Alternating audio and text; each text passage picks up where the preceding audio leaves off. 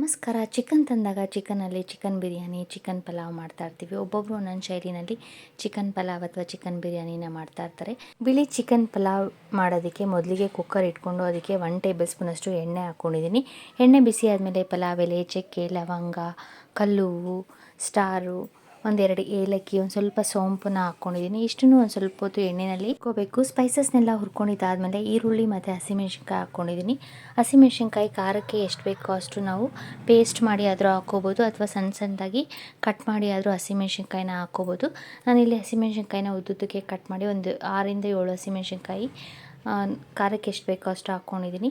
ಹಸಿಮೆಣ್ಸಿನ್ಕಾಯಿ, ಈರುಳ್ಳಿ ಒಂದು ಸ್ವಲ್ಪ ಡಾರ್ಕ್ ಬ್ರೌನ್ ಕಲರ್ ಆಗೋವರೆಗೂ ಚೆನ್ನಾಗಿ ಫ್ರೈ ಮಾಡ್ಕೊಂಡಿದ್ದೀನಿ. ಫ್ರೈ ಮಾಡ್ಕೊಂಡಿದ್ದಾದಮೇಲೆ ಇದಕ್ಕೆ ನಾನು ಟೊಮೆಟೊ ಹಾಕ್ಕೋತಾ ಇದ್ದೀನಿ. ಟೊಮೆಟೊ ಹಾಕಿ ಟೊಮೆಟೊನ ಒಂದು ಸ್ವಲ್ಪ ಹೊತ್ತು ಎಣ್ಣೆಯಲ್ಲಿ ಹುರ್ಕೊಂಡಿದ್ದಾದಮೇಲೆ ನಾನಿಲ್ಲಿ ಒಂದು 1/4 kg ಅಷ್ಟು ಚಿಕನ್ನ ಹಾಕ್ಕೋತಾ ಇದ್ದೀನಿ.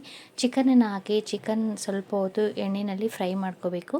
ಅದ್ರ ಜೊತೆಗೆ ನಾನು 1 ಟೇಬಲ್ ಸ್ಪೂನಷ್ಟು ಬೆಳ್ಳುಳ್ಳಿ ಶುಂಠಿ ಪೇಸ್ಟ್ ಹಾಕ್ಕೋತಾ ಇದ್ದೀನಿ.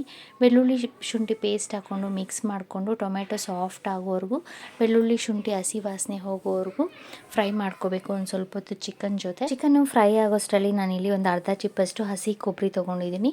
ಹಸಿ ಕೊಬ್ಬರಿಗೆ ಒಂದು ಸ್ವಲ್ಪ ನೀರು ಹಾಕಿ ನುಣ್ಣಕ್ಕೆ ರುಬ್ಕೋತಾ ಇದ್ದೀನಿ. ಅರ್ಧ ಚಿಪ್ಪಷ್ಟು ಹಸಿ ಕೊಬ್ಬರಿ ತೊಗೊಂಡಿದ್ದೀನಿ.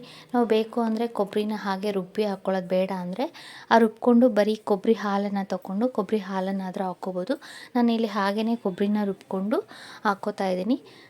ಕೊಬ್ಬರಿ ಹಾಲನ್ನು ಚಿಕನ್ ಒಂದು ಸ್ವಲ್ಪ ಹೊತ್ತು ಬೇಯಿಸ್ಕೊಂಡಿದ್ದಾದಮೇಲೆ ಕೊಬ್ಬರಿ ಹಾಲನ್ನು ಹಾಕಿ ಚಿಕನ್ ಜೊತೆ ಮಿಕ್ಸ್ ಮಾಡಿಕೊಂಡು ಕೊತ್ತಂಬರಿ ಸೊಪ್ಪು ಮತ್ತು ಪುದೀನನ ಹಾಕ್ಕೋತಾ ಇದ್ದೀನಿ. ಕೊತ್ತಂಬರಿ ಸೊಪ್ಪು ಪುದೀನ ಹಾಕಿ ಮಿಕ್ಸ್ ಮಾಡಿಬಿಟ್ಟು ಒಂದು ಸ್ವಲ್ಪ ಹೊತ್ತು ಎಣ್ಣೆಯಲ್ಲಿ ಹುರ್ಕೋಬೇಕು. ಚಿಕನ್ ಜೊತೆ ಮಿಕ್ಸ್ ಮಾಡಿಕೊಂಡು ಇದನ್ನು ಒಂದು 2 ನಿಮಿಷ ಚೆನ್ನಾಗಿ ಕುದಿಸ್ಕೊಂಡು ಹುರ್ಕೊಂಡಿದ್ದಾದಮೇಲೆ ಇದ್ರ ಜೊತೆಗೆ ಲಾಸ್ಟಲ್ಲಿ ನಾನು ಒಂದು ಸ್ವಲ್ಪ ಕಸೂರಿ ಮೇಥಿ ಪೌಡರ್ನ ಹಾಕ್ಕೋತಾ ಇದ್ದೀನಿ ಮತ್ತು 1 ಸ್ಪೂನಷ್ಟು ಗರಂ ಮಸಾಲ ಹಾಕ್ಕೋತಾ ಇದ್ದೀನಿ. ಗರಂ ಮಸಾಲ ಬದಲು ನಾವು ಬೇಕು ಅಂದರೆ ಬಿರಿಯಾನಿ ಪೌಡರ್ ಇದ್ದರೆ ಬಿರಿಯಾನಿ ಪೌಡರ್ನ ಹಾಕ್ಕೋಬೋದು. ಪೌಡರ್ನ ಹಾಕಿ ಚಿಕನ್ ಜೊತೆ ಮಿಕ್ಸ್ ಮಾಡಿಕೊಂಡು ಒಂದು ಸ್ವಲ್ಪ ಹೊತ್ತು ಚಿಕನನ್ನು ಫ್ರೈ ಮಾಡ್ಕೊಂಡಿದ್ದೀನಿ. ಫ್ರೈ ಮಾಡ್ಕೊಂಡಿದ್ದಾದಮೇಲೆ 2 ಲೋಟ ಅಕ್ಕಿನ ತೊಳೆದು ನೆನೆಸಿಟ್ಕೊಂಡಿರೋ ಅಕ್ಕಿನ ಹಾಕ್ಕೊಂಡು ಚಿಕನ್ ಜೊತೆ ಮಿಕ್ಸ್ ಮಾಡ್ಕೋತಾ ಇದ್ದೀನಿ. ನಾವು ಅಕ್ಕಿನ ಒಂದು 5 ನಿಮಿಷ ನೆನೆಸಿಟ್ಕೋಬೋದು. ನಾವು ಬಾಸ್ಮತಿ ಅಕ್ಕಿ ಆದರೂ ಬಳಸ್ಕೋಬೋದು ಅಥವಾ ಸೋನಾ ಮಸೂರಿ ಅಕ್ಕಿ ಆದರೂ ಹಾಕಿ ಮಾಡ್ಕೋಬೋದು ಈ ಪಲಾವ್ನ. ಈಗ ರುಚಿಗೆ ತಕ್ಕಷ್ಟು ಉಪ್ಪು ಹಾಕಿ ಅಕ್ಕಿನ ಮಿಕ್ಸ್ ಮಾಡಿಕೊಂಡು ನಾನಿಲ್ಲಿ 2 ಲೋಟ ಅಕ್ಕಿಗೆ 4 ಲೋಟ ಅಷ್ಟು ನೀರು ಹಾಕ್ಕೋತಾ ಇದ್ದೀನಿ.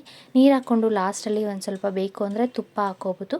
ತುಪ್ಪ ಹಾಕಿ ಒಂದು ಸ್ವಲ್ಪ ಕೊತ್ತಂಬರಿ ಸೊಪ್ಪು ಮತ್ತು ಪುದೀನನ ಹಾಕ್ಕೋತಾ ಇದ್ದೀನಿ.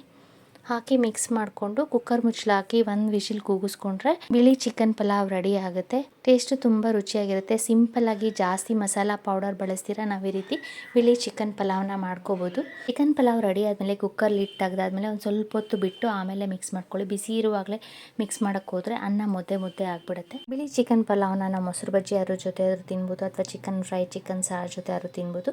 ಈ ರೆಸಿಪಿ ನಿಮ್ಗೆ ಇಷ್ಟ ಆದರೆ ಲೈಕ್, ಶೇರ್, ಫಾಲೋ ಮಾಡಿ. Thank you.